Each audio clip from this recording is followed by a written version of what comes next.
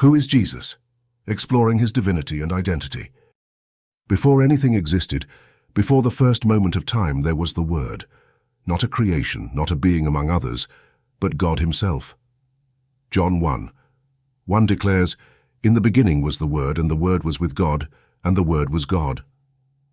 This verse doesn't mince words. It points directly to the eternal nature of Jesus Christ. But here's the challenge. If Jesus isn't God, how do you explain this? Skeptics, your reasoning is needed. Let's see if it stands.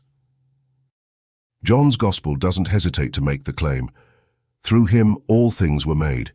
Without him, nothing was made that has been made." These aren't the words of someone describing a created being. They describe the Creator, the one who brought everything into existence. How can someone who is created create everything? The very logic breaks down. A created being cannot predate creation itself. Colossians 1:16 reinforces this point. "For in him all things were created, things in heaven and on earth, visible and invisible. Whether thrones or powers or rulers or authorities, all things have been created through him and for him." This verse doesn't merely affirm Jesus' role as creator, it expands it. Thrones, rulers, and spiritual forces all owe their existence to him. This is no ordinary being. This is the sovereign creator. If Jesus isn't God, how could such authority and creative power be attributed to him? Now let's take it one step further. In John 8:58, Jesus makes a statement that shook his listeners to their core. "Before Abraham was born, I am." He doesn't say "I was," but "I am."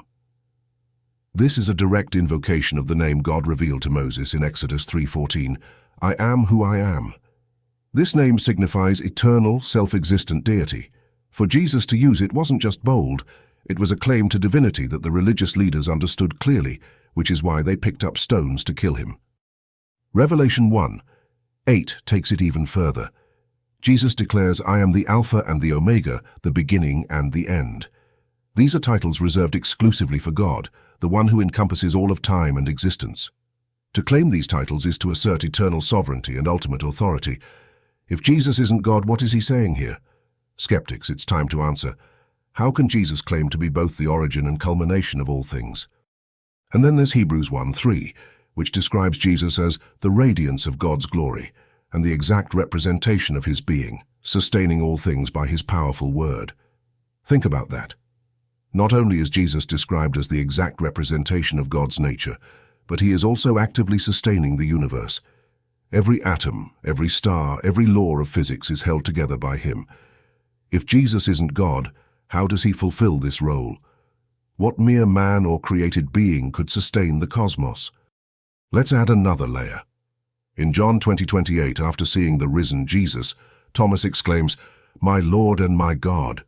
This wasn't just an emotional outburst, it was a declaration of faith in Jesus' divinity. And what does Jesus do? He accepts it. He doesn't correct Thomas or redirect his worship. But let's not stop there. Philippians 2:6-7 says, "Who being in very nature God, did not consider equality with God something to be used to his own advantage. Rather, he made himself nothing by taking the very nature of a servant." Jesus, though fully God, chose to humble himself, taking on human form to accomplish the work of redemption. If he isn't God, how does he share in the divine nature and yet willingly take on human nature? This is where the conversation begins, not ends.